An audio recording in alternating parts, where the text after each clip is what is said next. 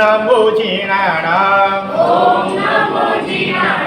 शरणानां मंगलानां लोकोत्तमानां राम ह्रीं रूं रैं रं रः अस्या उषा त्रैलोक्यललाम भूताय शत्रुपद्रवशमनाय अर्हते नमः स्वाहा। ॐ ऐं नमः ॐ ऐं नमः ॐ ऐं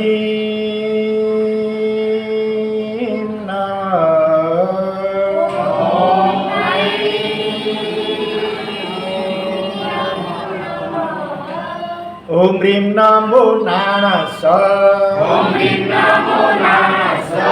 ॐ ह्रीं नमो नाणस ॐ ह्रीं नमो नाणस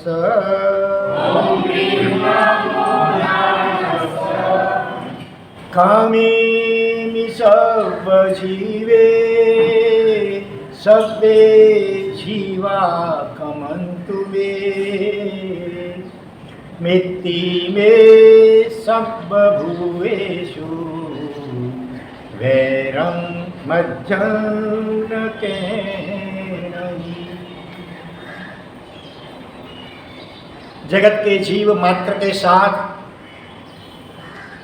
मैत्री भाव का संबंध स्थापित करने का पवित्र पैगाम यानी संदेश देते हुए महामंगलकारी पर्वाधिराज पर्युषण महापर्व बिल्कुल नजदीक में पधार रहे हैं। उसी की पूर्व तैयारी के स्वरूप में पर्वाधिराज का जो सबसे महत्व का कर्तव्य है परस्पर सच्ची क्षमापना, उसके लिए रड़िए हमारे हृदय में विशिष्ट परिणाम उत्पन्न हो। इसके लिए पिछले 2 दिनों से क्षमा वीरस्य भूषणम इस शीर्षक के नीचे हम स्वाध्याय कर रहे हैं। कल के प्रवचन में हमने क्या सुना कि एक पाक्षिक वैर अगर भी है तो भी लाखों वर्ष तक मासक श्रवण के पारने मासक श्रवण की उग्र तपश्चर्या, पारने में भी एक ही घर में एक ही बार जाना, दूसरी बार नहीं, और 2 बार मारना फेल गया तो भी जिन्होंने समता टिकाई रखी, फिर भी जब तीसरी बार भवितव्यता संयोगवश मारना निष्फल गया और फिर जो समता की पाली थी वो टूट गई और महाभयंकर क्रोधावेश में आकर के उन्होंने गोराति गोर नियाणा बांध लिया। किसने बांध लिया नियाणा? नाम क्या था? तापस का नाम अग्नि शर्मा तापस। या उसने निदान किया कि अगर मेरे लाखों साल की ये तपस्या आदि का जो भी फल हो तो मैं क्या करूं? भव किसको मारने वाला बनूं? नाम क्या है? नाम भूल जाए। गुणसेन राजा के जीव को मारने वाला बनूं और मरते दम तक भी इस कुविकल्प अथवा दुर्ध्यान से वो पीछे नहीं लौटे, प्रतिक्रमण नहीं कर पाए, पश्चाताप नहीं किया, आलोचना नहीं की। फलतः क्या हुआ? लाखों वर्ष की तपस्या सबके ऊपर पानी फिर गया और 7 नरकों में क्रमशः भटकना पड़ा। इतनी गति के भी अगणित गिनत फल उनके हो गए और अनंत काल के बाद में उनका मोक्ष होने वाला है। जबकि गुणसेन राजा के जीव ने वर्णांत उपसर्गों में भी समता ही रखी, पॉजिटिव थिंकिंग ही किया। उपसर्ग करने वाले कभी इसका पुत्र था, कभी माँ थी, कभी पत्नी थी, कभी सक्का भाई था, कभी चचेरा भाई था, तो भी किसी के प्रति भी उन्होंने जरा भी दुर्भाव नहीं किया, अपने ही कर्म दोष का चिंतन किया। और साथ में मैं शरीर नहीं हूँ, मैं कौन हूँ? आत्मा हूँ। इस आत्मभाव में स्थिर रहे और संपूर्ण समता को आत्मसात करते हुए उत्तरोत्तर ऊर्ध्वगामी होते गए और 9वें 9वें तो केवल ज्ञान वितराग दशा को प्राप्त कर ली। नवमे भाव में नाम क्या था उनका? बोलो, कितनों को याद है? बहनों को तो याद है, मालूम है पहले से। भाई लोग क्यों इतना टेंशन है धंधे व्यवसाय का, याद नहीं रहता है। समरादित्य, समरादित्य नाम के केवली भगवंत बने। तो एक पाक्षिक वैर का भी इतना भयंकर नतीजा उसको उनको भुगतना पड़ा। भले राजा के जीव में समता रखी मरणांत उपसर्ग में भी, फिर भी मरना तो पड़ा। करीब 4-5 बार तो उनका खून हो गया। तो उभय पाक्षिक अगर वैर हो तो एक पाक्षिक और उभय पाक्षिक को समझते हैं। उभय पाक्षिक मतलब दोनों को आमने सामने वैरभाव हो। यहाँ इस केस में ऐसा नहीं था। अग्निशर्मा तापस के जीव को वैरभाव था राजा के प्रति, लेकिन राजा के जीव को उनके प्रति तनिक भी वैरभाव नहीं था, बल्कि उनके प्रति वात्सल्य और प्रेम था, पॉजिटिव भाव था। तो भी इतना भुगतना पड़ा। तो यदि सोचो अगर उभय पाक्षिक वैरभाव ना हो आमने सामने, तो उसके कितने कठोर परिणाम आते होंगे। और ऐसे जीव अधिकांश काल उत्पन्न होते हैं नरक में होते हैं, क्योंकि नरक में दीर्घ काल तक पल्योपम सागरोपम जितने असंख्य वर्षों तक तो आमने सामने आपस में लड़ते झगड़ते रहते हैं, मारा मारी कापा कापी करते रहते हैं। दूसरा तो कोई धंधा होता नहीं है उनको। 10 प्रकार की क्षेत्रजन्य वेदना, अनंत भूख, प्यास, ठंडी, गर्मी वगैरह, और साथ में 15 प्रकार के परमाधामियों द्वारा भी वेदना तो होती है, प्लस में आपस में भी वो लोग सतत निरंतर झगड़ते रहते हैं। परमाधामी तो केवल 3 अपने नारकी तक होते हैं, किसी की 4 नारकी में परमाधामी जन्य वेदना नहीं होती है, लेकिन क्षेत्र जन्य वेदना और परस्पर ये जो लड़ाई की वेदना वो ऊपर की नरकों से भी अधिक से अधिक होती है। तो असंख्य वर्षों तक नरक में आमने सामने वो लड़ते झगड़ते हैं, शस्त्रों का विकुलना कर सकते हैं और उससे एक दूसरे को काटते रहते हैं। और इसके बाद भी नरक से निकलने के बाद भी 3 इंच गति में अधिकांश रूप में वो भी सांप और नेवला आपस में जन्मजात वैर होता है ना उनमें, ऐसे ऐसे और भी जो प्राणी हैं पशु पंछी जिनमें आपस में जन्मजात वैरभाव होता है, ऐसी योनियों में उत्पन्न होते हैं और वहाँ भी एक दूसरे को मारने का प्रयास करते रहते हैं। और मनुष्य गति में भी अगर आते हैं कभी मानो तो भी इस दृष्टांत में देखा, खून का रिश्ता उनका बनता है आपस में, एक ही घर में, हाँ, माँ पिता पुत्र के रूप में, माता पुत्र के रूप में, पति पत्नी के रूप में, भाई या चचेरे भाई के रूप में भी उनका कभी संबंध होता है, लेकिन उधर भी आपस में लड़ते झगड़ते ही रहते हैं। ऐसे कितने दृष्टांत वर्तमान काल में अगर हम देखें तो घर घर में प्राय करके कम या ज़्यादा रिश्ते बिगड़े हुए होते हैं। शायद कोई ऐसा परिवार होगा कि जिसके घर में सब हिल मिल के रहते हो, आपस में प्रेम से मैत्री भाव से रहते हो, किसी प्रकार का इंग्लिश में कहते हो डिस्प्यूट कहते हैं ना, जो मन मुटाव न हो, अबोला न हो किसी का किसी के साथ, एक दूसरे के लिए अपने प्राणों का बलिदान देने के लिए तैयार रहते हैं, एक दूसरे की सेवा करने के लिए, सहाय करने के लिए हमेशा तत्पर रहते हैं। ऐसे कितने परिवार, बहुत कम परिवार मिले हैं। बाकी अधिकांश परिवारों में तो कहीं एक पाक्षिक और कहीं उभय पाक्षिक ये टकराव, मनमुटाव, वैर भावना सब चलता रहता है। तो अगर ये परवादिराज के दिन के निमित्त से भी अगर हम उसमें कुछ सुधार नहीं कर पाए, सच्ची क्षमापना नहीं कर पाए, तो फिर परवादिराज में चाहे 28 या कितने भी तपस्या करें, कल्पसूत्र का भले श्रवण करें, जिन वाणी का भगवान की पूजा सेवा भक्ति वगैरह करें, तो भी प्रतिक्रमण भी भले ऐसे व्यवहार प्रतिक्रमण, द्रव्य प्रतिक्रमण रोज भले करते हों, लेकिन भाव प्रतिक्रमण, द्रव्य प्रतिक्रमण के साथ साथ जिसके साथ मन मुटाव, अबोला वगैरह हो गया है, मन दुख हो गया है, उसके साथ यदि सच्ची क्षमापना नहीं कर पाएंगे तो सभी आराधनाओं के ऊपर पानी फिर जाएगा। देखो आजकल भी कोरोना के कारण से लॉकडाउन जैसा चल रहा है, सोशल डिस्टेंस की बात आती है। हाँ, वो सोशल डिस्टेंस भी उसमें तो हम गड़बड़ करते नहीं भी कई बार रखते हैं, अथवा वो भले रखो अच्छी बात है, लेकिन दिल में अंदर मत रखो। सोशल डिस्टेंस रखो शरीर से, लेकिन दिल में मनमुटाव की भावना नहीं रखो। जितना हो सके उतना जल्दी से जल्दी ऑपरेशन करवा लो। किस चीज़ का ऑपरेशन? वैर भावना की जो गांठ ग्रंथि बन गई है उसका संवत्सरी तक भी प्रतीक्षा मत करो। किसने लिखी है कल क्या होने वाला है? हाँ? जिंदगी एक सफर है सुहाना, जहाँ कल क्या हो किसने जाना। तो फिर प्रतीक्षा किसकी भाई? हो सके तो आज कर लो, काल करो सो आज, और आज करो सो अब। प्रलय होएगा फिर करोगे कब? यद्यपि हमको तो कुछ संघों में ऐसे अनुभव हुए हैं, समापना के ऊपर प्रवचन चालू थे पर्यूषण के दिनों में, और कोई व्यक्ति खड़े हो गए और जिनके साथ उनका मनमुटाव बोला था, जाहिर में क्षमापना की। कुछ बहुत साल पहले माटुंगा में चातुर्मास था, वहाँ पर भी 4-5 ऐसे केस मिले। देवपुर कच्छ में चातुर्मास थे, वहाँ पर भी ऐसे केस मिले, और भी कई जगह पे मिले हैं। उठड़ी महादेवपुरी में भी करीब 5 प्रसंग उपरा उपरी समापना कवच के उनके लोग बैठे हैं, देखो साक्षी के रूप में तारा गए उठड़ी वाले। तो विलंब नहीं करना चाहिए। ऐसे भी कहावत है, भाव जब भाव अच्छा आता है तो उसका तुरंत अप्लाई अमल करना चाहिए, क्योंकि अच्छे भाव कब पलट जाते हैं पता नहीं चलता है। एक श्लोक में शायद जी बहुत बार बताते थे कि लच्छी सहाव चवला लक्ष्मी है न स्वभाव से चंचल है, तो भी चवलम च जीवियम होई। लक्ष्मी से भी हमारे जीवन हमारी आयुष्य और भी चंचल है, लक्ष्मी पड़ी रहती है और हम चले जाते हैं। और आयुष्य से भी चंचल क्या है? भावो तवो भी चवलो। भाव हृदय में अच्छे भाव आते हैं ना, वो बहुत चंपल है।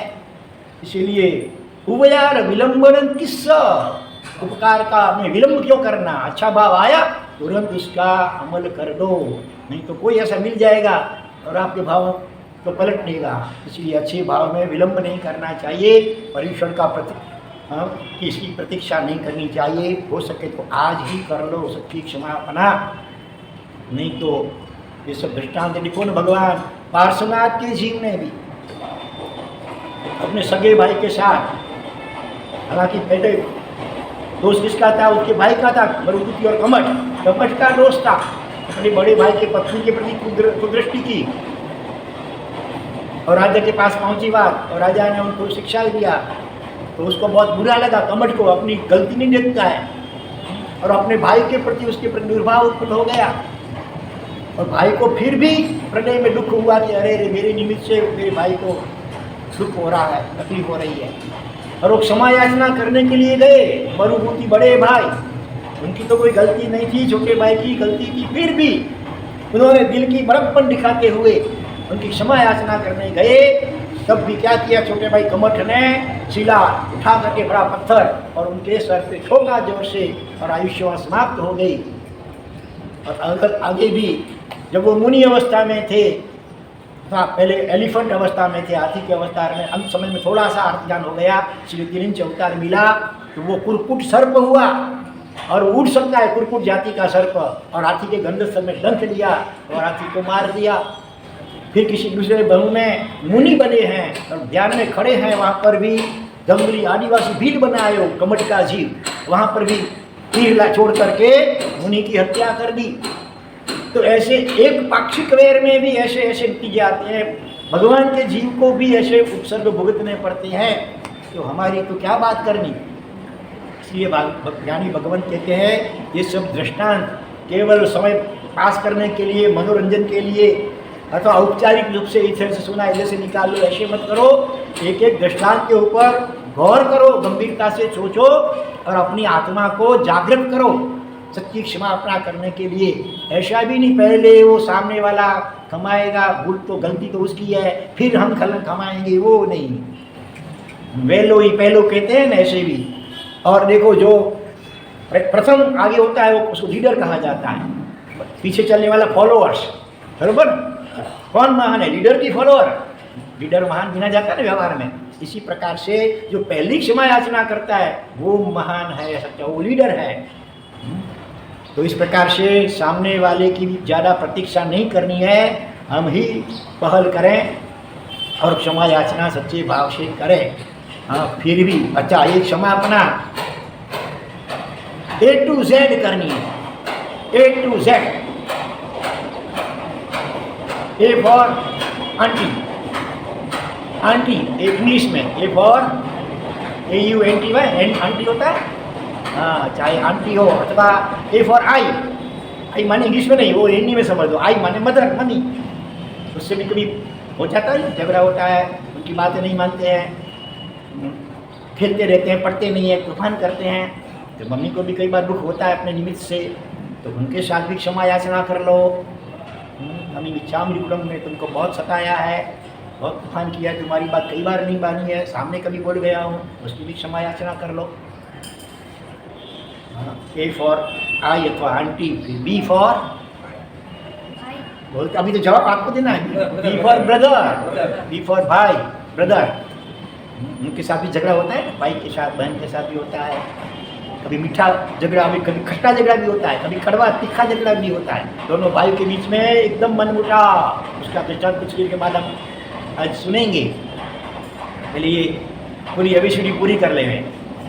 हाँ, तो बी फॉर ब्रदर, चाहे छोटा भाई हो चाहे बड़ा भाई हो, उसके साथ भी मनमुटाव हो गया हो, अबोला हो गया हो। आगे एक दृष्टांत सुनाया था ना, मरते समय भी एक व्यक्ति ने अपने बेटों को क्या कहा कि तुम्हारे चाचा के ऊपर आरोप लगाना, हमारे शरीर का टुकड़ा कर देना और उनके ऊपर खून का आरोप लगवाना और उनको फांसी की सजा हो, ऐसा करना, सगे भाई के प्रति ऐसा दुर्भाव।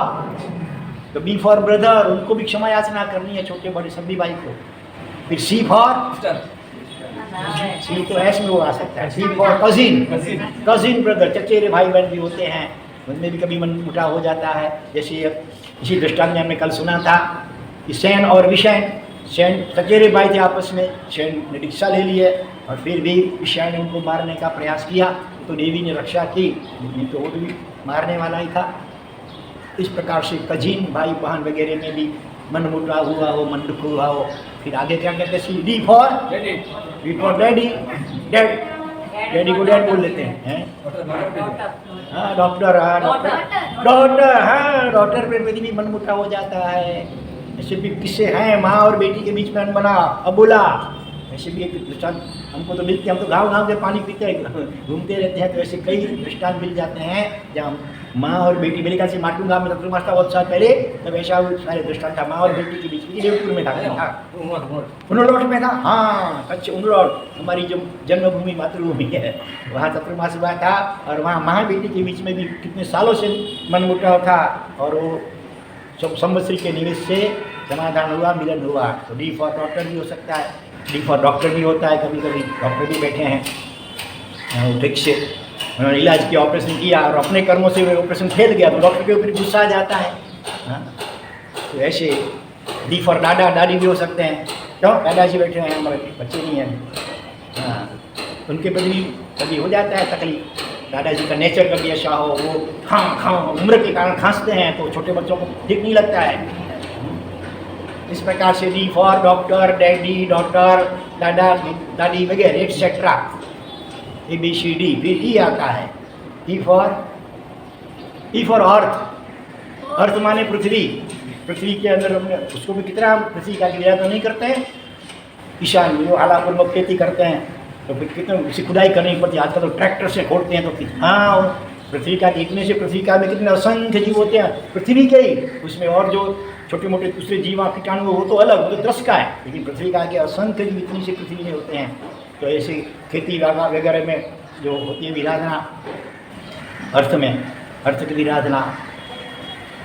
फिर F for father, F for friend circle, हाँ फ्रेंडों में भी कई बार होता है, शुरुआत में फ्रेंडशिप थी लेकिन वो स्वार्थ गर्भित थी, सच्ची फ्रेंडशिप नहीं थी, जैसे अपना स्वार्थ को ठेस लगी कि आपस में एकदम दुश्मन बन जाते, जितनी मित्रता थी उतना ही जोरदार एक दूसरे के जान के दुश्मन बन जाते हैं। इसलिए एफ फॉर फ्रेंड्स, फादर, कोई हुआ गुजराती में हिंदी में समझ लो वगैरह वगैरह। हाँ, फिर ABCDEF, G, G for God, हाँ गॉड के कितने अपराध, उनकी आज्ञा का कितना उल्लंघन कर रहे हैं हम लोग, बरोबर ना, कदम कदम के भगवान की आज्ञा की उपेक्षा करते हैं, अनादर करते हैं, उल्लंघन करते हैं।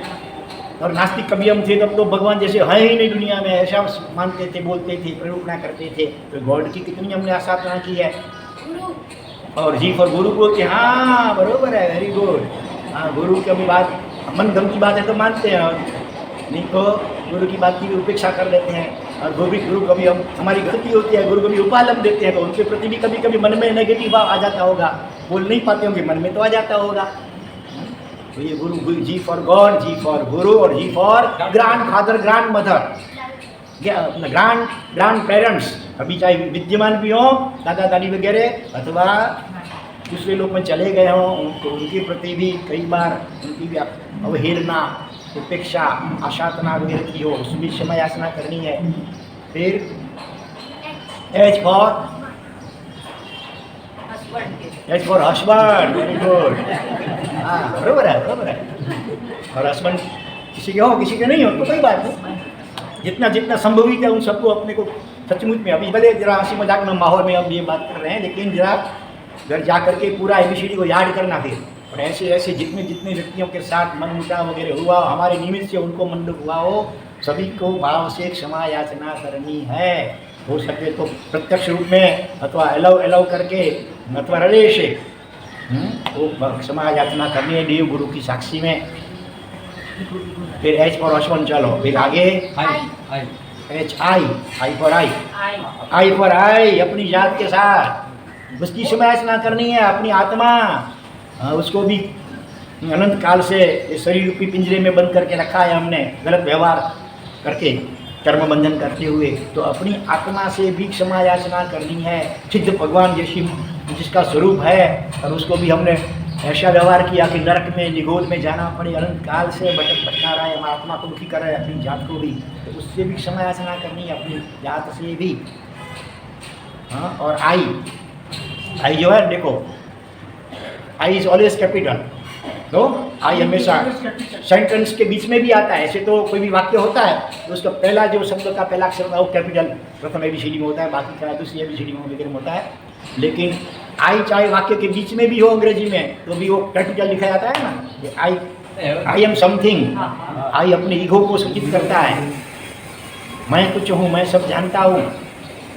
तो आजकल जो भी मनमुटाव होते हैं ना, आपस में टकराव होते हैं, अबोला वगैरह होता है, उसमें भी मेन आई मन ईगो।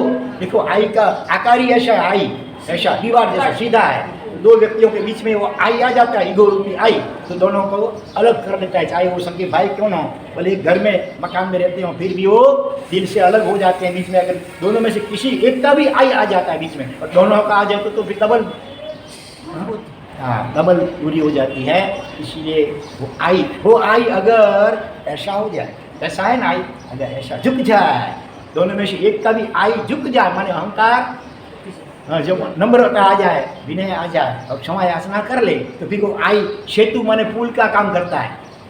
पुल ऐसा होता है ना, दीवार ऐसी होती है सीधी, पुल ऐसा होता है, तो अहंकार को झुका करके, झुकाएंगे तो ही सच्ची क्षमापना हो सकेगी। फिर आई के बाद क्या आता है, HI जेठ जेठानी, हाँ वो तो आता है, बराबर है। जे पर जीजाजी, जे पर जेठ जेठानी वगैरह के साथ भी मन मुद्दा हुआ हो, हाँ जेठल तो जमाई भी हारे हो, हाँ जमाई के साथ भी हो जाता है। कभी अपनी बेटी को ठीक से नहीं रखते हैं तो जमाई के प्रति दुर्भाव हो जाता है, कभी झगड़ा भी हो जाता है, कभी केस कर लेते हैं, हाँ डाइवर्स का प्रसंग आता है, तब जीजा जी अपना जमाई राज के प्रति भी मन, जैसे शुरुआत का समय हो तो जमाई घर में आए तो कितने जैसे भगवान पधारे घर में, जैसे मिनिस्टर पधारे हैं ऐसे उसके स्वागत करते हैं। लेकिन कुछ समय के बाद जब बेटी और जमाई के बीच में मनमुटाव होता है, तब बेटी के पक्ष में होते हैं स्वाभाविक रूप से, और जमाई के प्रति भी दुर्व्यवहार कर बैठते हैं, तो उनकी भी क्षमा याचना करनी है सच्चे दिल से। फिर HIJK फॉर किड्स, किड माने छोटे बच्चे, हाँ उनको भी मेथी पाक जरा गुस्से में आकर के कभी मूड अपना ठीक न हो और वो कुछ पूछने गया, दे दिया मेथी पाक, अथवा भले कुछ उसकी गलती भी हो तो भी जरा ज़्यादा पनिशमेंट, बिना काल से ज़्यादा पनिशमेंट कर दी, तो उनकी क्षमा याचना करनी है। बच्चों से भी उसको अच्छे संस्कार नहीं दिए, वो भी हमारा बड़ा अपराध है।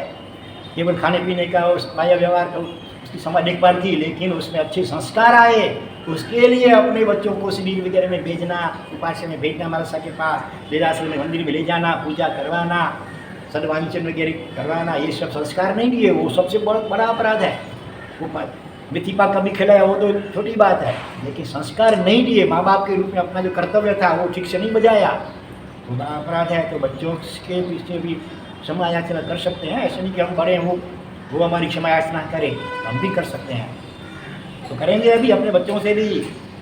अपने बेटा बेटी हो के पोता पोती हो, रोहिता रोहिती हो, उनके साथ भी बेटा हमने अभी पनिशमेंट की होगी, और तुमको जैसे तुम्हारे में संस्कार डालने चाहिए हम नहीं डाल पाए, तुमको हमारी मातृभाषा और राष्ट्रीय भाषा सिखानी चाहिए थी, वो भी हमने उसकी भी उपेक्षा की, और तुम अंग्रेजी बोलते हो और हम खुश होते रहते हैं। तो ये भी हमारी बहुत बड़ी गलती है, उसकी भी हम क्षमा याचना करते हैं।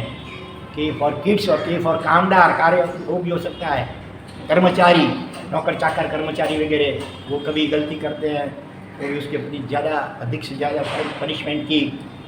जैसे देखो ना, श्रीकृष्ण वासुदेव ने सैया पालक उसका नौकरी कहा जाएगा ना, उसकी थोड़ा सा अपराध हुआ लेकिन उसको कैसे देहांत दंड उसको दे दिया। इस प्रकार से नौकर के कई बार अभी लॉकडाउन का समय चलता है तो उनका पगार तनख्वाह कोई आधा कर देते हैं और कोई बिल्कुल भी नहीं देते हैं, तो बेचारे वो क्या करेंगे। इस प्रकार से नौकरों के प्रति भी अगर किसी दुर्व्यवहार किया हो तो उसकी भी क्षमा याचना करनी है। के फॉर कल्याण मित्र, अच्छा कल्याण मित्र ने भी रोको, अच्छा शब्द सुनाया। उसने कोई अपने हित के लिए सच्ची बात कही, फिर भी उसकी सच्ची बात मानी नहीं बल्कि उसके प्रति भी आक्रोश कर बैठे, तो उसकी भी क्षमा याचना करनी है। फिर आगे के एल फॉर लैंडलॉर्ड, हाँ मकान मालिक, हाँ उनके साथ भी कई बार हो जाता है डांडिया रास। हाँ, और एल फॉर लीडर, लीडर माने नेता। आप जिस संगठन के उसके जो भी लीडर हों, संघ है संघ के ट्रस्टी हों, हाँ देश के लिए देश नेता वगैरह उनके प्रति विचार विभाव किया हो, संघ के जो लीडर है प्रमुख ट्रस्टी वगैरह मंत्री वगैरह, तो उनकी कोई बात हमको ठीक नहीं लगी और उनके प्रति दुर्भाव किया हो, उनके साथ कभी झगड़ा किया हो, तो उनकी भी क्षमा याचना करी। एल फॉर लीडर, ऐसा चाहिए कि एल, फिर आता है एम फॉर क्या आता है, मम्मी मामा मामी मासी मदर, और क्या महाराज साहब। हाँ, महाराज साहब के प्रति भी कभी कोई आपने विनती महाराज साहब होती कल आपने पधारना और नहीं आ पाए तो मन में दुख लगता है। और कभी ऐसा होता है आपकी बिल्डिंग में भी आए, बिल्डिंग में बहुत मंजिलें थी, उसमें ग्राउंड फ्लोर में पहली मंजिल में कुछ हाल पूरी हो गई है, आप तो पहले दूसरे तीसरे मालिक पर था, नहीं आ पाए, ऐसे कोई भी कारण से व्याख्यान में भी कभी कोई ऐसा हित बुद्धि से भी कोई ऐसा वचन बोला गया हो, वो आपको दीप्ति में चुभ गया हो, इस प्रकार से महाराज साहबों के प्रति भी क्षमा याचना करनी है। फिर इसके आगे हाँ ऐसे तो परिश्रम हम लोग करते हैं, जैसे जब समापना का आता है फिर संवत्सर के दिन भी करते हैं। फिर महाराज कहते हैं आज भी इसमें क्या है, वीरभद्रम सुभद्रम भवती, एक गांठ छूट जाती है, दो दूसरी बार लगाई तो मजबूत हो जाती है। हाँ, और भी हमारी दो महात्मा कल शाम को यहाँ से विहार करेंगे मझगांव की ओर, एम फॉर मझगांव। हाँ, तो परिश्रम की आराधना करवाने के लिए, इसीलिए फिर तो ये होंगे नहीं यहाँ पर अभी, तो इसीलिए हम चारों की ओर से चतुर्मास की 2 महीने पहले हम आ गए यहाँ पर। तो आज दिन तक हम चारों द्वारा किसी भी प्रकार से वाणी द्वारा, वर्तन द्वारा और मानसिक विचारों के द्वारा भी सकल शिक्षण के छोटे बड़े कभी किसी भी व्यक्ति को कुछ मन में हुआ हो।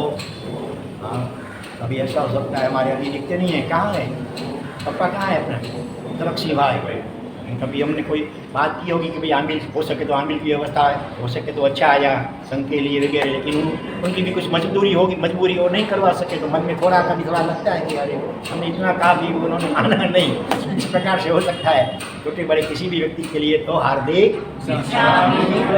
शरणम। तो इसके बाद एन फॉर आता है नाना नानी नेबर्स, पड़ोसी, तो पी में आएगा पड़ोसी, लेकिन चलो, और नौकर, एंड फॉर नौकर, नाना नानी और नेबर माने पड़ोसी। हाँ, उसके साथ भी कई बार हो जाता है मनमुटाव। फिर आगे ओ गॉड फॉर ओल्ड पीपल, बुजुर्ग बड़े लोग वयस उम्र से, हाँ, उनका विनय करना चाहिए जिस प्रकार से वो नहीं कर पाए, और कभी उनके प्रति भी हम अभिनय कर बैठे, सामने बोल बैठे, तो उसका भी क्षमा याचना। उसके बाद P for papa, P for परमात्मा, P for papa, P for पड़ोसी। चलो फिर आगे क्यू का बोलो, क्यों क्यों तीन का तो ऐसा कुदरत, गुजराती हिंदी में कुदरत समझते हो। हाँ, तो कुदरत माने पर्यावरण, पृथ्वी, पानी, वायु, अग्नि, वनस्पति का कितना दुरुपयोग करते हैं, मिसयूज करते हैं, सारे प्रदूषित हमारे निमित्त से बन गए। देखो अभी याद किया और आ गई तलक्षी बाई, श्री इच्छा भी डिप्लोम कर लेते हैं। तो कुदरत माने पर्यावरण, पृथ्वी, पानी, वायु, अग्नि, वनस्पति। देखो भगवान का शासन कितना महान है। इस दुनिया में अगर पर्यावरण की सबसे ज़्यादा सुरक्षा करता है तो जैन साधु साधु करते हैं। कच्चे पानी को छूते तक नहीं है, अग्नि को जलाते तक नहीं है, वनस्पति को भी छूते तक नहीं है, पृथ्वी को वाहन में बैठते नहीं है, खेती वगैरह नहीं करते हैं।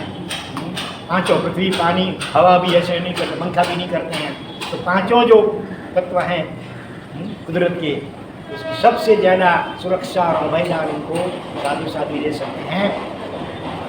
तो ग्रस्त जीवन में तो पांचों का कितना दुर्व्यय भी कई बार हो जाता है, तो उनसे भी क्षमा याचना करनी है। और देखो ये जिन शासन जो हमको सिखाता है 7 लाख पृथ्वी का, 7 लाख अपकाय वगैरह सूत्र बोल करके, ये पांचों स्थावर जो हैं उनके प्रति भी क्षमा याचना। पानी वगैरह का कितना दुर्व्यय कहते हैं, बाल्टी खुली पड़ी है और नल चालू है, बाल्टी पूरी भर गई है, ओवरफ्लो हो रही है, फिर भी तो नल बंद करने का ध्यान नहीं रखते हैं। कितना पानी वेस्ट में गटर में जाता है। पंखा चालू था, गर्मी के दिन थे, वहाँ से कोई काम पड़ा, किसी ने बुलाया, वहाँ से हम उठ गए, लेकिन पंखे का बटन की झेड़ा नहीं की, वो चालू रख दिया। इस प्रकार से बिना कारण फिजूल का भी हम पृथ्वी, पानी, वायु, अग्नि, वनस्पति की अनेक प्रकार से विराधना कर रहे हैं, उसकी भी क्षमा याचना करनी है। कई बार बाथरूम वगैरह में, लैट्रिन वगैरह में वो क्या जहरीली दवाएँ छाटती हैं मच्छर वगैरह के मारने के लिए, और तो कितना भयंकर अपराध है, विराधना है। सबकी क्षमा याचना। फिर आर से रिश्तेदार, संबंधी, सगा संबंधी, रिलेटिव, आर फॉर रिलेटिव्स, सगा रिश्तेदार हिंदी में भी कहें तो उनके साथ संभावना ज़्यादा होता है। अमेरिका, अफ्रीका, ऑस्ट्रेलिया में रहने वाले के साथ हमारा क्या मन मुटाव होगा, प्राय करके नहीं होता। जो जिनके साथ अक्सर हमारा संबंध होता है आने जाने का, मिलने का, वहीं पर ही किसी न किसी निमित्त से मनमुटाव होने की संभावना ज़्यादा रहती है। इसीलिए कोई भी रिश्तेदार हमारे हैं, उनके साथ भी मनमुटाव हो गया हो, चाहे हमारे समधी क्यों न हो, वैवाहिक समधी, हाँ, तो उनकी क्षमा याचना करनी है परस्पर में। और उसके बाद आर के बाद S for sister, S for संतान। हाँ, सिस्टर में समझो कि बहन ने राखी बांधी, तो भाई बहन में तो होता है, मीठा झगड़ा होता है, नहीं होता है, कभी खट्टा, मीठे में से कभी खट्टा भी हो जाता है थोड़ी देर में। तो सिस्टर के साथ भी सासू ससुरा रीत बुर्दे में जुग जुग थी चाल्या आवे, सासू भाई वहू ना आवे। शांतिलाल शाह हो गए संगीतकार, उनका ये गीत है, जुग जुग थी परापुर होना भी काल से तो चला रहा है। फिर भी कुछ ऐसे उदाहरण भी होते हैं जो सास और बहू के बीच में भी माँ और बेटी जैसा या उससे भी अधिक परस्पर अच्छा व्यवहार होता है। सेल्फ, हाँ, ऐस माने सेल्फ, अपनी जात से भी क्षमा याचना करनी। वो बात पहले भी आ गई, फिर अगर रिपीट करें, ऐस माने अपनी सेल्फ, माने अपनी जात। और सास बहू के बीच में तो ज़्यादा संभावना रहती है मनमुटाव की, क्षमा याचना करनी है। ऐसे तो कहा गया है कि पहले छोटे को चाहिए को बड़े का विनय कर, माने क्षमा याचना करे। फिर मानो अगर कोई छोटा है, ज़्यादा अहंकारी है, वो अपनी गलती को समझता नहीं है, तो स्वीकारता नहीं है, तो फिर बड़ों को अपना बड़प्पन दिखाते हुए अपन पहल करें। वो भले नहीं करता है क्षमा याचना, हम कर लें, चाहे हम सासू हों, पिता हों, पति हों, जेठ हों, जेठानी हों, तो भी, और गुरु भले हों, और टीचर में आएगा टीचर, तो शाह माने ऐस माने साधु भाई, हाँ, साला साली, इन सारे संबंधों में भी मनमुटाव होता है। ऐस माने संघ के प्रति दुर्भाव हो जाता है कभी कभी, पूरे संघ के प्रति। संघ वाले कैसे इतना भी ख्याल नहीं रखते हैं, देखते हैं सब कह रहे सकल संघ है, ऐस माने सकल संघ भी आ गया। ऐस माने शत्रु के प्रति तो होता ही है। हाँ, चलो एस के बाद फिर क्या आएगा, टी माने चाय नहीं, टी माने टीचर। हाँ, चाय के प्रति गुस्सा आ जाता है, चाय ठीक से नहीं बनी है, कुछ रहा, चाय के प्रति गुस्सा आ जाता होगा। हाँ, उससे भी मीठा करना है। टी माने टीचर, शिक्षक, हाँ, क्लास में स्कूल में सिखाने वाले। और वो कभी डांटते हैं, होमवर्क नहीं किया है, ज़्यादा तूफान करते हैं तो भी डांटते हैं। आजकल वो तो ज़माना गया, सोटी वागे चम चमर विद्या रमझम, वो ज़माना गया। ऐसा कोई शिक्षक भूल से करने गया तो फिर उसके ऊपर केस चलेगा। हाँ, शिक्षक को ऐसा करना पड़ेगा। अच्छा, शिक्षक ने कभी मुर्गा बनाया हो आपको, कभी मानो, और उसके प्रति भी गुस्सा आ गया हो, द्वेष हो गया हो मन में, तो उसकी भी क्षमा याचना करनी है। कई बार टीचर के अलग अलग निक नेम डालते हैं उनके, घोड़ा सर, क्यों, वगैरह वगैरह एक्सेट्रा। हाँ, टीनेजर, हमारे टीनेजर की चलती है ना पाठशाही शिविर, हाँ, उसमें भी कभी टीनेजर के प्रति कहीं मन में गुस्सा आ गया हो। ये एस-टी के बाद you for uncle, you for uncle, aunty में तो ए-यू एंट्री होता है। फिर आता है वी फॉर वाहन चालक, ड्राइवर। ऐसा दूसरा जो भी आता हो बोलो, वी फॉर वहू, गुजराती में वहू, हिंदी में बहू होती है। वेवाई, हाँ, समधी वेवाई उनके साथ। और W फॉर, आपको कुछ का W for wife, woman, wife. हाँ, वाइफ के प्रति तो जनरल कोई भी वुमन के प्रति भी दुर्भाव हो गया हो, दुर्दृष्टि हो गई हो, तो उसकी भी क्षमा याचना करनी है। हाँ, W फॉर वॉचमैन, हाँ, वॉचमैन दरवाजा नहीं खोला जरा, वॉचमैन का ये अभी नहीं बात, उसके प्रति दुर्भाव हो गया, बोलचाल हो गई। W for watchman, W for wife. तो बाकी जो बचे वो सब XYZ, XYZ तक बात है ना, बाकी जो बचे वो सब XYZ। इसी प्रकार से ये पूरी ABCD फिर से घर में जाकर के रिवाइज कर लेना जरा ठीक से। हाँ, नहीं तो दूसरी बार सुन लेना, भूल याद आता हो तो इसका मतलब ये कि सभी जीवों से इसमें एक भी अक्षर को बाद बाकी नहीं करना है। 1000 में से एक जाए तो कितना बचता है? जगदीश भाई बोलो, 1000, 1000 में से एक को एक कम करो, कितना होगा?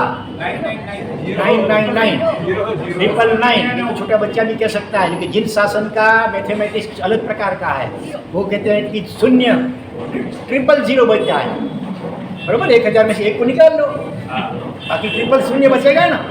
हाँ, तो 1000 व्यक्ति मानो है संघ में, उनमें से 999 के साथ हमारा अच्छा व्यवहार है, सब मैत्री भाव है, केवल एक को छोड़ करके, तो भी क्या बचेगा? सब 0 हो जाएगा। 0 3 हो कि 3000 हो, उसका कुछ वैल्यू नहीं है। उससे आप मल्टीप्लिकेशन करो कि प्लस करो तो भी 0 ही जवाब आता है। तो इसीलिए एक भी जीव की बात बाकी नहीं करनी है क्षमा याचना में, मैत्री भाव के अंदर सभी के साथ निरपवाद, एक भी अपवाद छोड़े बिना सभी के साथ सच्ची क्षमापना, सच्चा मैत्री भाव रखना है। आप कहेंगे महाराज साहब बात सुनने में तो अच्छी लगती है, लेकिन प्रैक्टिकल हम करने जाते हैं तब बहुत दिक्कत आती है। हमारी तो भावना होती है कि क्षमा याचना कर लें, लेकिन सामने वाला अगर तैयार नहीं होता है कि नहीं होती है तो क्या करना? हम क्षमा याचना करने जाएं और सामने वाली व्यक्ति फिर सुना दे, देखो कुछ गरज पड़ी तो अक्ल आई, गलती अपनी थी तो अब कुछ गरज पड़ा तो आए माफ़ी मांगने के लिए। ऐसे तुम्हारे जैसे बहुत देखे हैं, कुम्हार वाला भिक्षा मांगने वाला आती है जस्ट बात। हाँ, एक कुम्हारशाला थी और वहाँ पर उसी के एक अलग मकान में कुछ साधु भगवान ठहरे थे, उनकी इजाज़त ले करके। पहले के ज़माने में जब उपास्य वगैरह नहीं होते थे तो गृहस्थों के जो खाली घर रहते थे तो उसके मालिक की इजाज़त ले करके उसमें उतर ठहरते थे। जैसी कोई कुम्हार की जगह थी, उसमें साधु भगवान ठहरे हैं और उसमें एक बाल में छोटे मुनि थे, वया क्रीडती, उम्र कभी कभी खेलती है, समझदार विवेकी थे, फिर भी उम्र के कारण तो जरा वो मिट्टी के गड़े बनाता था और बाल मुनि बचपन में वो खेलती है घोटी से ऐसे करके ऐसे करते हैं, तो कंकर हाथ में ले करके ऐसे करके टक करता है तो मजा आती, आवाज़ आता है टक, उसमें काना छेद हो जाता है गड़े के अंदर। और देखा, अरे पहले तो मुनि थे तो यार शांति से कहा, अरे मुनि, बाल मुनि क्या करते हो, इतनी मेहनत से मैंने गड़ा बनाया तुमने फोड़ दिया, ये मिर्चा भी टुकड़ा। बाल मुनि क्या बोलते हैं, सुना होगा व्याख्या में, मिर्चा भी, सॉरी बोल देने का, सॉरी मिर्चा भी टुकड़ा। और फिर जैसे थे तो कह कुत्ते की पूंछ होती है, उसको कितना भी खींच करके रखो, जैसे छोड़ेंगे तो आप टेढ़ी हो जाती है। इसलिए वो पुत्रानी पूछड़ी, वाँकी ने वाँकी, बाकी पत्री वो नहीं, कच्छ में आती है ना गाँव, महावीर स्वामी का भव्य जिनालय यहाँ पर। तो ऐसे 2-3 बार किया। फिर कुमार को हुआ जरा इनको कुछ बोध पाठ प्रैक्टिकली कुछ सिखाना होगा। तो वाणी से कुछ नहीं बोले। उन्होंने क्या किया, जो कंकर उसने मारा था ना बालमुनि ने, वही कंकर छोटा सा उठाया और नज़दीक में आए। बालमुनि का कान का ये निचला हिस्सा तो बहुत कोमल होता है ना, वहाँ पर वो कंकर रखा और जरा से दबाया, पीड़ा होती है, दर्द होता है। बालमुनि चिल्लाए। तो कुमार का बोला होगा, भाई मिच्छामि डुक्कडम। ठीक है, फिर थोड़ी देर फिर लगाया, फिर दबाया, फिर वो चिल्लाए, फिर मिच्छामि डुक्कडम। ऐसे मिच्छामि डुक्कडम क्या अर्थ? सच्चा मिच्छामि डुक्कडम कब होता है? जब उसी गलती को दूसरी बार रिपीट नहीं करें, पुनरावर्तन नहीं करें। अपुनः करण, सब शास्त्रीय शब्द, अपुनः करण। पुनः माने फिर से ऐसा अकरण नहीं करें वो गलती। तो वो सच्चा मिच्छामि डुक्कडम समापना हो सकती है। तो गलती मिच्छामि डुक्कडम बोलते जाते हैं और बार बार गलती करते जाते हैं, उसका कुछ दुख भी नहीं होता है अपने को, तो वो सच्ची क्षमापना नहीं है। तो अपनी क्या बात थी? कोई सामने वाला नहीं देता हो। हाँ, तो हम क्षमा याचना कर नहीं जाओ, सामने वाला सुनाएगा हमको, देखा देखा तुम्हारा मिच्छामि डुक्कडम, तुम्हारे जैसा हो, बालमुनि जैसा मिच्छामि डुक्कडम करते हो, खाली ऊपर से जीभ से दुनिया को दिखाने के लिए। देखो मैं कितना नम्र, मैंने माफ़ी मांगी, और हमको नीचा दिखाने के लिए कि उसने को माफ़ी नहीं दी हमको, इसीलिए माफ़ी कुछ नहीं है, दिखावा है, आडंबर है, दंभ है। ऐसा भी कभी हो सकता है कि सामने वाला हमको सुनाए, तो क्या करना? और उस वक्त फिर हमारी क्षमता शायद न भी टिक पाए और बात और ज़्यादा झगड़ा बढ़ जाए, तो क्या करना? उसके लिए एक उपाय आपको कुछ दिनों पहले पूरा डिटेल से वो दृष्टांत सुनाया था। आज केवल संक्षेप में उसको हम याद करेंगे, क्योंकि इतना टाइम नहीं है पूरा दृष्टांत विस्तार से सुना है। और जिनको ख्याल होगा वो बोलेंगे तो मैंने सुना है। क्यों याद आता है किसी को? उपाय क्या? 2 सगे भाइयों के बीच में प्राय 36 सालों से मनमुटाव था, अबोला था, एक दूसरे के सामने देखना भी पसंद नहीं करते थे। योगानुयोग भी कभी आमने सामने रास्ते में हो जाए, मिल जाए तो भी आंखें ऐसे, जैसे 2 अलग अलग शैली के कुत्ते होते हैं, 2 गली के कुत्ते, वो उनकी आंखें कैसे आपस में एक दूसरे को देखते हैं, घुर्राते हैं, भौंकते हैं। ऐसी स्थिति थी। एक भाई इधर चला जाएगा, दूसरा उधर चला जाएगा, आमने सामने एक दूसरे के पास से गुजरना भी पसंद नहीं करते थे। इतना मनमुटाव था, करीब 36 साल हो चुके थे। और फिर किसी ने उनको अच्छा उपाय बताया, और वो हमेशा के लिए नौकार महामंत्र को छोड़ने के लिए वो शंखेश्वर गए थे। देखो हमारे वीरेंद्र भाई अंकल, वो अंगुली बच्ची करते हैं, क्योंकि वो अभी हमारे साथ में रहते हैं, तो प्रवचन सुनते हैं, तो उसमें कई बार ये दृष्टांत सुनते होंगे। कितना को अभी याद है? इतना मैंने कहा अभी याद आया? कितना को याद आया ये दृष्टांत? बहुत थोड़ों को याद आया, इधर से नहीं, थोड़ा कहीं याद आता। शंखेश्वर जी महातीर्थ में उपन्यास प्रवर्षी भद्रंकर विजय जी महाराज साहब की निष्ठा में नौकार मंत्र का 3 दिन का सम्मेलन था, और उसमें तीसरे दिन रात को किरण भाई उपन्यासी महाराज के विशिष्ट भक्त श्रावक तत्वचिंतक नौकार के विशिष्ट साधक, उन्होंने उस केस को हैंडल किया। माने 2 सगे भाइयों के बीच में मनमुटाव था, और वो भाई कितने नौकार गिनते थे, कुछ भी परिणाम नहीं मिला। तो वो उन्होंने कहा मेहरबानी करके ये सब नाटक बंद करो, ये सब आपने 3 दिन तक लोगों को दूर दूर से बुलाया, कितना पैसों का पानी किया, कितना टाइम सबका वेस्ट किया।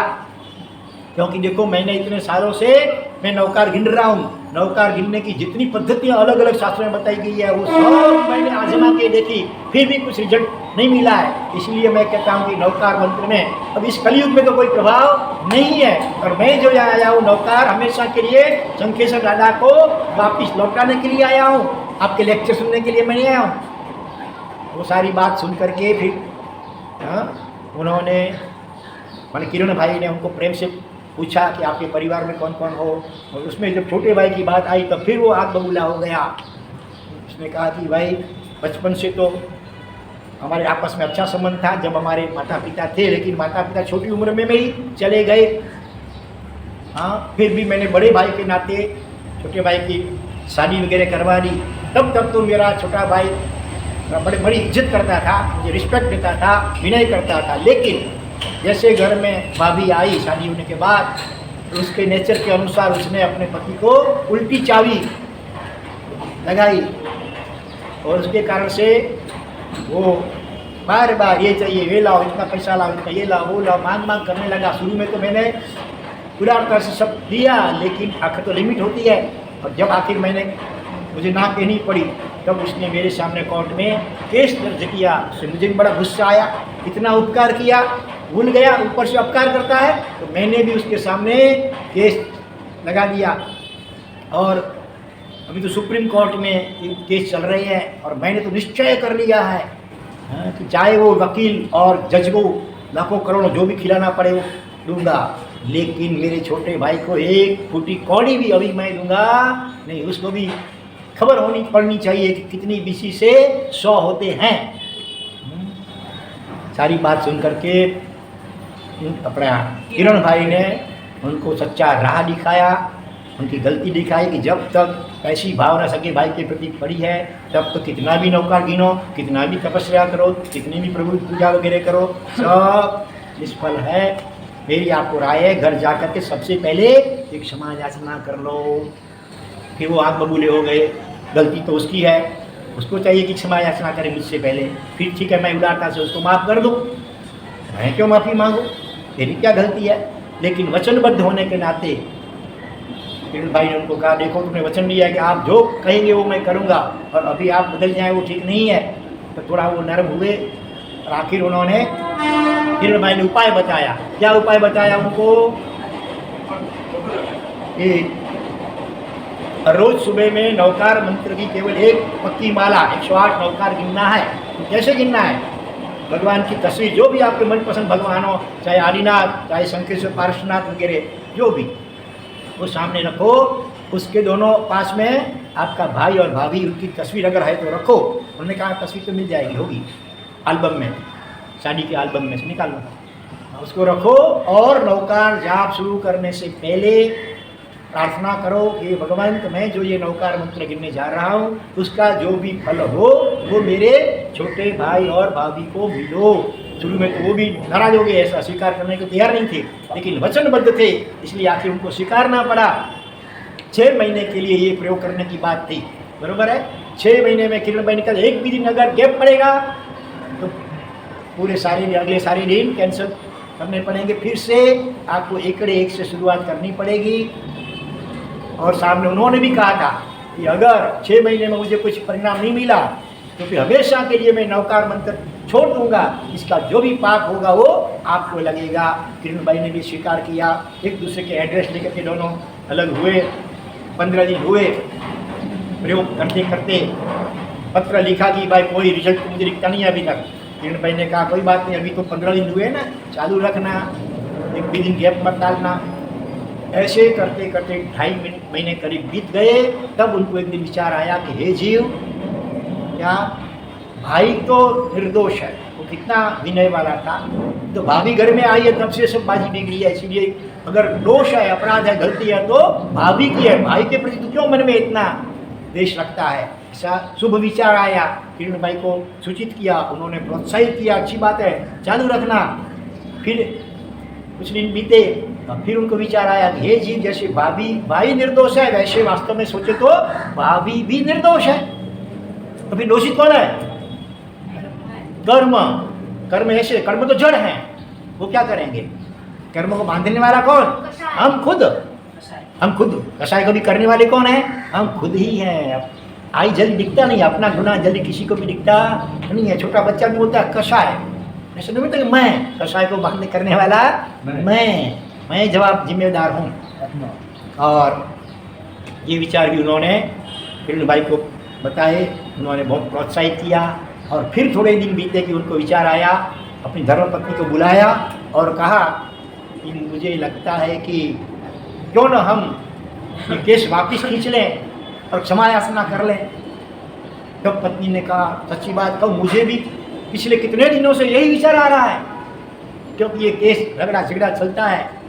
तो दुनिया को जो भी हमारे प्रति हमारे हित शत्रु हो उनको तो खुशी होती है हमारा झगड़ा देख करके, और न ठीक से रात को नींद आती है और न चैन से कुछ खा सकते हैं। लेकिन आपको मैं कहते हुए डरती थी शायद आपको अच्छी बात नहीं लगे, आप नाराज़ हो जाएं, लेकिन आज आपके मुंह से ऐसी बात सुन करके मुझे बड़ी प्रसन्नता हुई है। चलो अब धर्म के काम में ढील या विलम्ब करना नहीं चाहिए। चलो अभी का अभी हम दोनों छोटे भाई भाभी के घर जा करके क्षमा याचना कर आते हैं। दोनों जो तैयार हो रहे हैं, इतने में बाहर खेल रहा उनका बेटा आया दौड़ता हुआ, पापा मम्मी क्या है बेटा? अरे अंकल और आंटी अभी आ गए, अंकल आंटी चाचा चाची अपने घर आ रहे हैं। अरे हो नहीं सकता, इम्पॉसिबल, ऐसा हो सकता है क्या? दूसरा कोई होगा। अरे नहीं हमारी बातचीत हुई, उन्होंने कहा जाओ अपने घर पे मैं बात करो, हम आते हैं तुम्हारे घर। इतने में तो जरा बाहर देखा ऐसे दरवाजे से बाहर झाँक कर, इतने में सच्चीमुच उनके छोटे भाई भाभी उनके घर की ओर ही आ रहे थे। हम होते तो क्या करते अभी बोलो? हाँ, हम व्यापारी लोग हैं तो हम माने आप तेल देखेंगे, तेल की धार देखेंगे, फिर सोचेंगे क्या करना, पहले वो क्या आकर के क्या बोलते हैं क्या करते हैं फिर देखेंगे। लेकिन नहीं, जब सच्चा पश्चाताप और क्षमापना का भाव होता है तो वो ऐसे विचार नहीं आते हैं। फटाफट तैयार होकर के वो भी उनको स्वागत करने के लिए, सुस्वागतम वेलकम करने के लिए सामने गए। देखो ये बड़ों का बड़प्पन। और उधर छोटे भाई भाभी की गति में भी तेजी आ गई, वो भी जरा झड़प से आ गए। जैसे नजदीक में आए कि छोटे भाई भाभी दो बड़े भाई भाभी के चरणों में गिर पड़े, साष्टांग दंडवत जैसा हो गया और चारों आंखों में से आंसू बहाते हुए उन्होंने बहुत एकदम गदगद कर से क्षमा याचना की, भाई भाभी हमको माफ़ करना, हमने बहुत गलतियाँ की है, आपने तो हमारे ऊपर कितने उपकार किए, उनको भूल करके हमने आपके ऊपर उपकार किया। कोर्ट में बड़े भाई भाभी उनको बैठ पड़े, खड़ा किया, प्रेम से बोला अरे ऐसा मत बोलो, ऐसा मत बोलो, गलती तुम्हारी नहीं है, गलती हमारी है, हम बड़े थे तो हमको, और माँ बाप हमारे चले गए तो हमको उदारता दिखलानी चाहिए थी, वो हम नहीं दिखला पाए और हमने भी तुम्हारे सामने कोर्ट में केस कर दिया। कहावत भी है छोरू कछोरू थाय मावतर कमावतर न थाय, वो हम भूल गए, इसलिए गलती हमारी है। वो कहते हैं गलती हमारी है, ये कहते हैं गलती हमारी है, और हम क्या कहते हैं गलती तो तुम्हारी है। कितने प्रतिशत? 110% गलती एक बार तुम्हारी शान है, बस इतना ही थोड़ा सा फर्क है, हमारी और तुम्हारी, मारी तो बीच में आता है, खाली हम ह और तू, इतना फर्क हो जाता है। लेकिन नतीजा क्या आता है, बात बढ़ती जाती है। और यहाँ पर तो चारों की आंखों में से आंसू, पश्चाताप के आंसू, जिसके लिए कहा गया है हा पछतावो विपुल झरनो स्वर्गથી ઉતર્યો છે, पापी તેમાં डुबकी दईने पुण्यशाली बने छे। पश्चातापी गंगा में चारों ने स्नान किया, हृदय में जो मैल था कपड़ जो भी था एक दूसरे के प्रति वैमनस्य वो सारा धुल गया।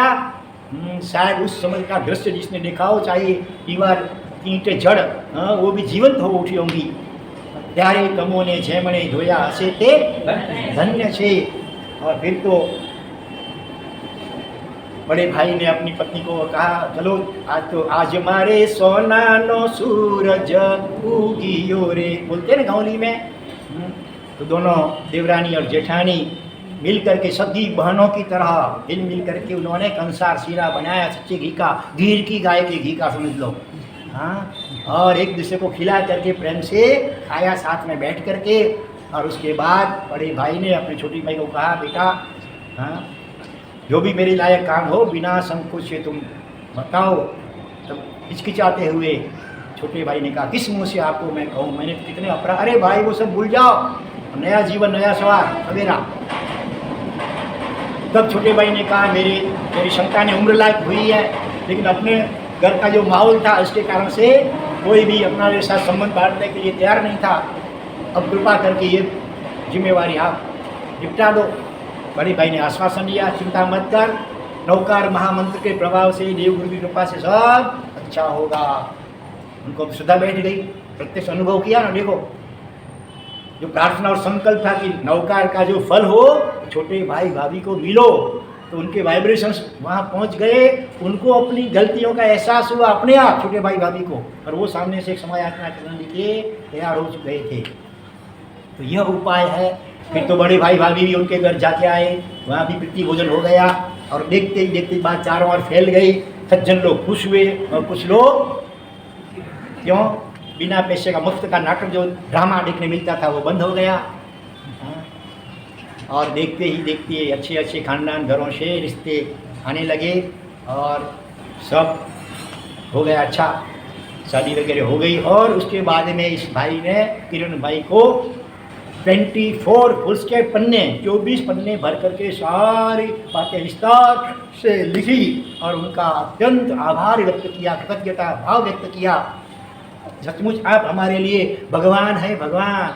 अगर आप ऐसे मौके पर नहीं मिलते हमको और ये अच्छा उपाय रास्ता नहीं बताया होता तो मैं हमेशा के लिए नवकार महामंत्र को छोड़ करके एक नंबर का नास्तिक शिरोमणि बन जाता।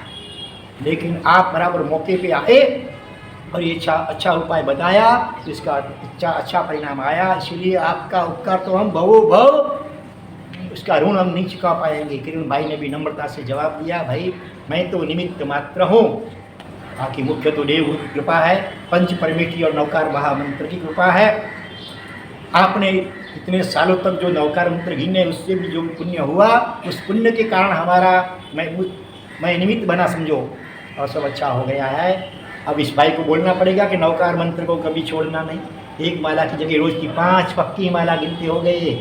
तो ये उपाय इस दृष्टांत में से हमको भी मिलता है कि लगता है अगर आपको कि भाई हमको क्षमा याचना के तैयार हूँ, सामने वाला तैयार नहीं तो क्या करना, तो उसके लिए ये उपाय है।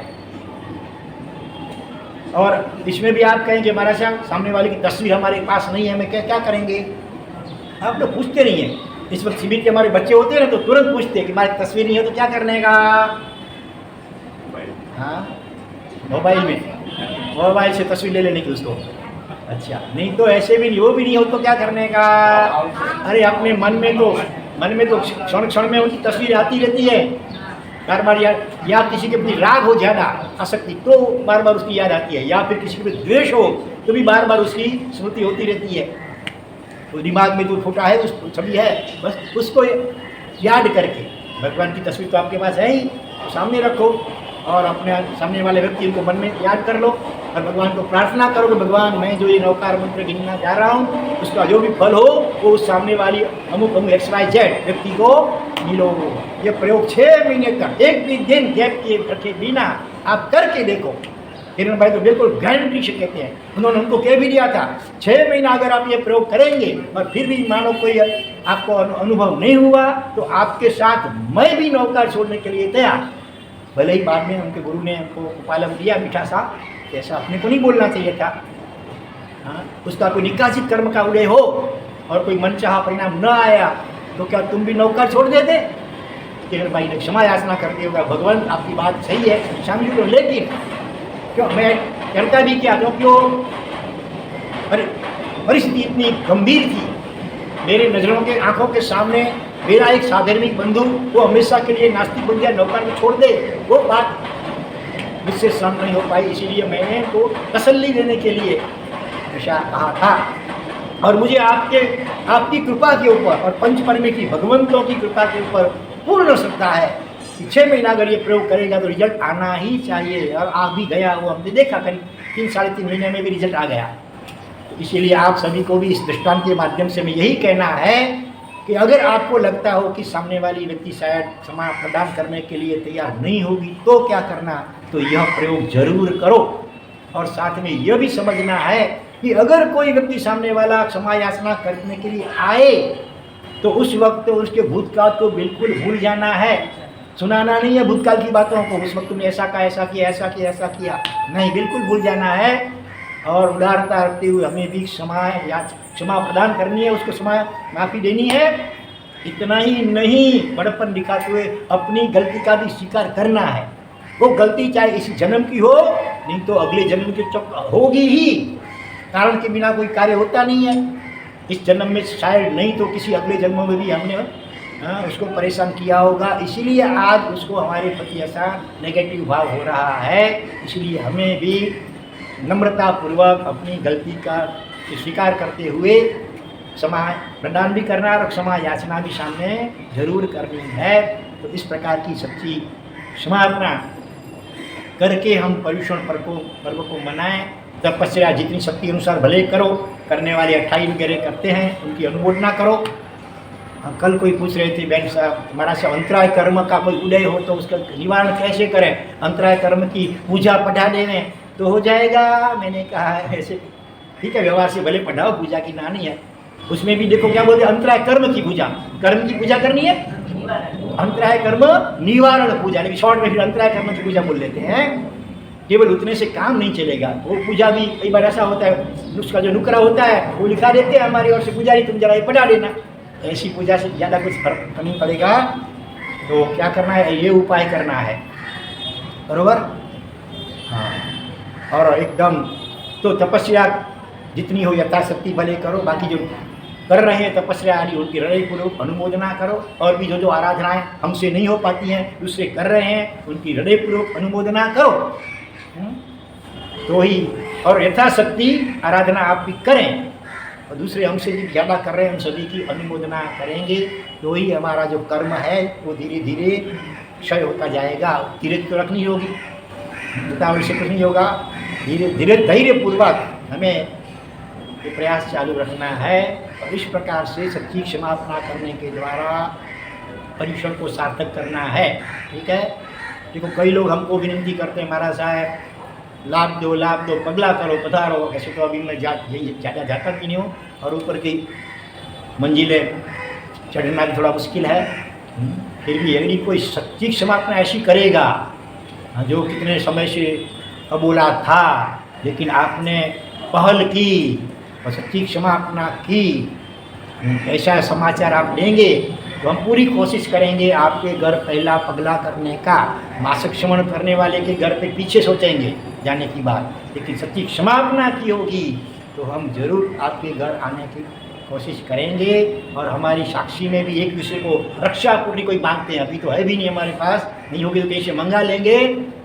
और हमारी साक्षी में आप एक दूसरे को रक्षाबंधन करेंगे। पहले हमने भूतकाल में करवाया है, व्याख्यान के अंदर ही एक दूसरे को रक्षा पूर्वक बांधते हैं और एक दूसरे को मुंह मीठा कराते हैं। अगर वो उपवास जैसी कुछ नहीं है तो जाहिर में सबके सामने आमने सामने। लेकिन अभी हम जाहिर में करवाने के लिए आग्रह नहीं रखते हैं। कई बार ऐसा होता है, एक हृदय में भाव है, सामने वाली व्यक्ति को मन में इतना तैयारी नहीं है, तो उनको ज़्यादा दुख लगता है कि हमारी बात, हमारा मन मुटाव, हमारा झगड़ा जाहिर में सबको मालूम हो गया। ऐसा मन दुख हो सकता है, इसलिए अभी हम जाहिर में वो करवाने की मतलब आग्रह नहीं रखते हैं। लेकिन आप हमको आकर के कान में बता दो, महाराज साहब ये व्याख्यान सुन करके ये परिश्रम के निमित्त से हमने ये सच्ची क्षमापना की है। ऐसी क्षमापना करो कि उसका भी हृदय परिवर्तन हो जाए, इतना अच्छा। और मानो कभी सामने वाला कुछ कटु तो सुना भी दे, आप क्षमा याचना करने गए और उसने अपने नेचर के अनुसार सुना भी दिया, तो भी आपको मन में उसका नेगेटिव असर बिल्कुल नहीं लेना है। इतनी तैयारी रखनी चाहिए। उनको कितना दुख पहुंचा होगा हमारे निमित्त से, तब वो क्षमा बेचारा नहीं दे पाता है, तो उसके प्रति भी करुणा और मैत्री भाव भी रखनी है। भगवान को प्रार्थना करनी है, हे भगवान मुझको भी सद्बुद्धि दो, मैं क्षमता रखूं, उसको भी सद्बुद्धि दो, मेरे निमित्त से अभी ज़्यादा कर्म बंद बेचारा न करे, ऐसी प्रार्थना करनी है। और जब तक उसके हृदय का भी समाधान न हो, तब तक हमें घर बैठे बैठे भी भगवान की साक्षी से यह प्रयोग जो भी बताया गया उसको हर रोज करना है। हो सकते तो दिन में 2 बार करो, सुबह शाम। सुबह मंदिर पे जाओ तो भगवान के सामने करो, और फिर रात को सोने से पहले भी उसकी हार्दिक क्षमा याचना करो। उसके हृदय में विराजमान शुद्धात्मा भगवान, उसको नमस्कार करो।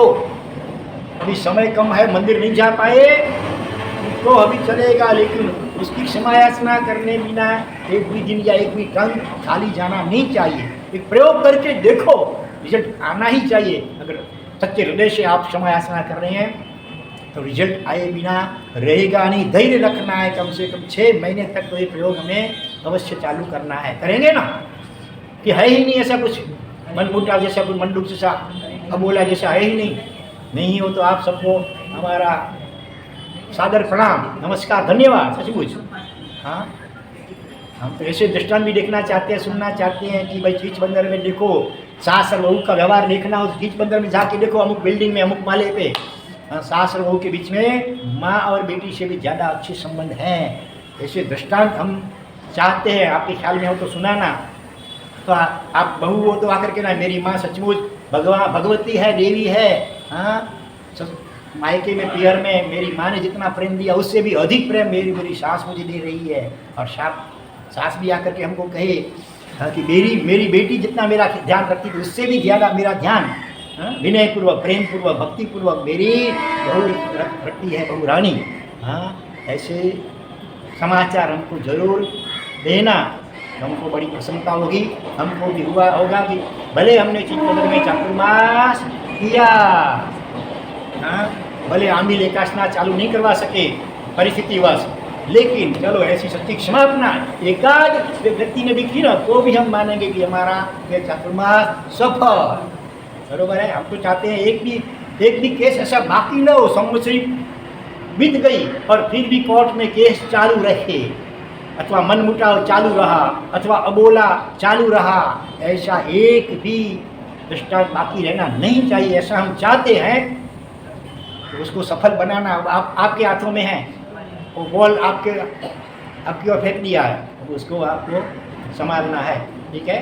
विशेष अग्रही वर्तमान अभी जो भी 1-2 दिन बचे हैं उसमें भी प्राचीन अर्वाचीन जो भी दृष्टांत याद आएंगे वो संक्षिप्त में भले सही हम सुनेंगे, क्योंकि 1-2-3 व्याख्यान से भी काम होता नहीं है। बार बार कितना सुनेंगे तब कुछ भीतर में थोड़ा उतरेगा, कुछ टच करेगा।